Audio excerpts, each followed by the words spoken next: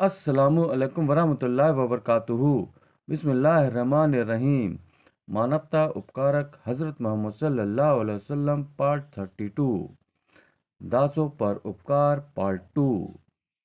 Roman साम्राज्य में गुलामों का व्यापार होता था। इस साम्राज्य के पतन के बाद भी यह बर्बर प्रथा जारी रही। अपने देश के इतिहास का अध्ययन करने वाले अक्सर इस तथ्य को नज़रअंदाज कर देते हैं कि यहाँ भी दास प्रथा लंबे समय तक मौजूद रही, आज भी है। बंधुआ मजदूरों, घरेलू नौकरों के रूप में। लेखक वे मनुष्य जो किसी दूसरे की संपत्ति थे, जिनका अपना कहने को कुछ नहीं था, यहाँ तक कि जिनका अपने शरीर पर भी अधिकार नहीं था, उन्हें दास कहा जाता था। रोम में रोमन क्लासिकल लॉ और भारत में कौटिल्य, मनु और नारद जैसे व्यवस्थाकारों ने अपने ग्रंथों में दासता विषयक नियम बनाकर इस प्रथा को मान्यता दी थी।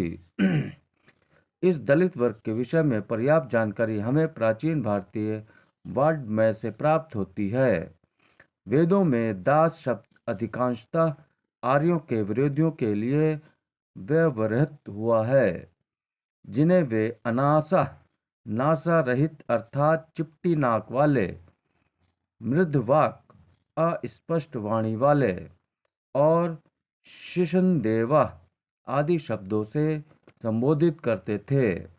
संभवतः आर्यों ने इन्हें युद्ध में परास्त करने के बाद अपना दास बना लिया होगा।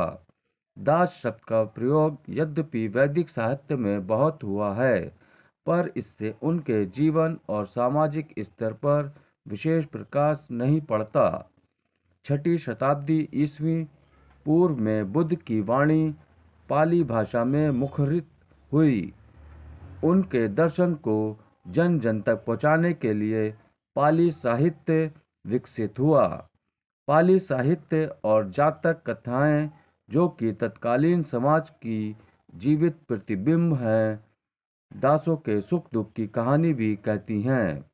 इन ग्रंथों से पता चलता है कि दास एक निरीह प्राणी था, जिसे सुख की शायद कोई कल्पना भी न थी। भय, असुरक्षा और त्रास उसके स्थायी भाव थे। त्रिपिटक ग्रंथों में कहीं भी दास की सुरक्षा के लिए कानूनों का उल्लेख नहीं मिलता, और न ऐसे नियम ही जो स्वामी के प्रति असीमित अधिकारों को सीमित कर सकें।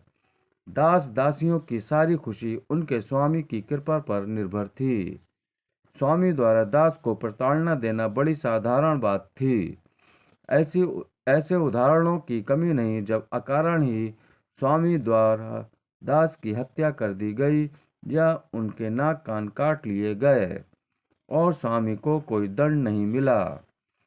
विमान वक्षु में एक ऐसा ही उदाहरण मिलता है, जिसमें स्वामी ने क्रोध के क्षणिक आवेश में आकर खेत की चौकीदारी करने वाले अपने दास की हत्या कर दी और उसके कुटुंबजन चुपचाप रोते रहे।